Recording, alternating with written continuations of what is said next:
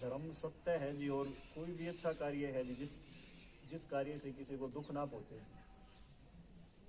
एक ऐसा कार्य जो सभी के लिए कल्याणकारी। जैसे जिसके कारण किसी को दुख ना पहुंचे, जैसे भैया ने बताया कि मन वचन कर्म से मैं किसी को दुख ना पहुंचाऊं।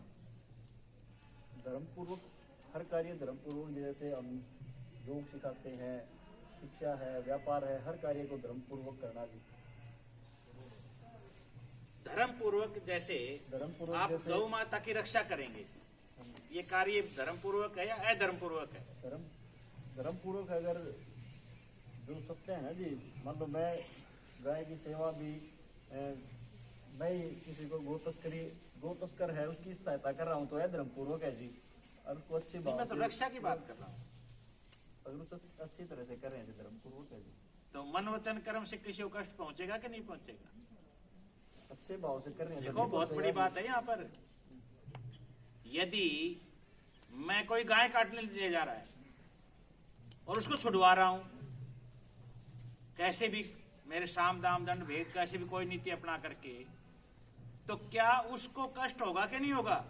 होगा जी, लेकिन मेरा निर्णय तो एक मिनट, उसको तो कष्ट होगा जी, लेकिन वही श्री राम वाली बात है जी, पशु को देखो ये बहुत चिंतन की बातें हैं ये। अब जैसे आपने कहा कि किसी को मेरे मन वचन कर्म से एक दुख ना पहुंचे, तो क्या ये संभव भी है या सूचना ही सूचना है? क्या ये जीने में आ सकता है क्या? इस पर भी चिंतन करना आपने। तो देखिए, सारे संसार में हम ये ऐसा सूचनाएं हैं ही हमारे पास, क्योंकि जहां जहां जाते हैं वहां आप पूछते हैं, चाहे वो विद्यालय है, कॉलेज है, कोई भी संस्थान है, जहां पर भी कोई कार्यक्रम होता है, तो भैया आपके जीवन का लक्ष्य क्या है? तो सभी का लक्ष्य एक है या अलग अलग है? बोल सकते हैं एक ही है सभी का लक्ष्य, पता भले ही नहीं उसको, लेकिन लक्ष्य सभी का एक ही है। बताओ भाई, क्या सारे 750 करोड़ व्यक्तियों का लक्ष्य एक है? देखो, शास्त्र पढ़ करके हम उसकी सूचना लेकर बोल दें वो एक अलग बात है। आप अपनी बात बोलिए, क्या सभी का लक्ष्य एक है? आप बोलिए, क्या सभी का लक्ष्य एक है? है सभी का लक्ष्य, सभी सुख चाहते हैं जिसे वो किसी भी लक्ष्य प्राप्त करता है तो अपने सुख के लिए, अपनी तृप्ति के लिए लक्ष्य प्राप्त करता है जी। तो लक्ष्य का बहुत बढ़िया क्लैपिंग। सभी का लक्ष्य सुख प्राप्ति है। देखो ये आ गई बात यहाँ पर। संसार में 750 करोड़ व्यक्तियों का सभी का लक्ष्य एक है। 2, 3, 4, 5, 10, 20, 50 हजार है ही नहीं। धरती पर कहीं भी कोई भी मानव है वो केवल और केवल सुख चाहता है। सारा संघर्ष वो सुख के लिए कर रहा है। कोई शराब पी रहा है वो भी चाहता है मैं इससे पी करके सुखी हो जाऊंगा। कोई गाय को काट रहा है तो वो सोचता है मैं इसको काट करके सुखी हो जाऊंगा। कोई बचा रहा है तो वो सोचता है मैं बचा करके सुखी हो जाऊंगा। कोई देश धर्म जाति राष्ट्र की रक्षा करने के लिए सीमा पर अपने प्राणों की आहुति देता है, वो भी अपने सुख के लिए ही करता है। किसी का बड़ा सुख है, किसी का छोटा सुख है, किसी का व्यक्तिगत सुख है, किसी का सामाजिक सुख है ना जी। केवल और केवल सुख चाहता है इंसान। तो चाहत सुख की है, ये लक्ष्य एक है सबका। कितना हल्का सा हो गया काम।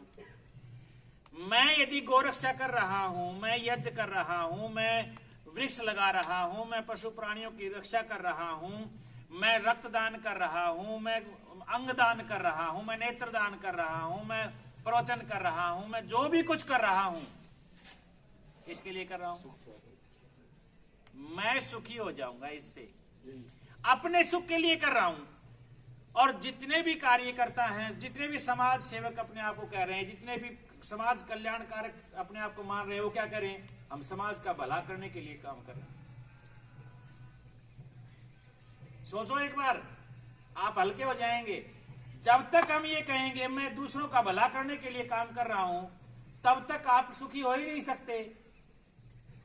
कि आप तो दूसरों का भला करने के लिए निकले हो, तो दूसरों का भला करने के लिए निकले हो तो उसमें बाधाएं अड़चन बहुत सारी आ रही हैं, और वो अड़चने ही आपको कष्ट देंगी।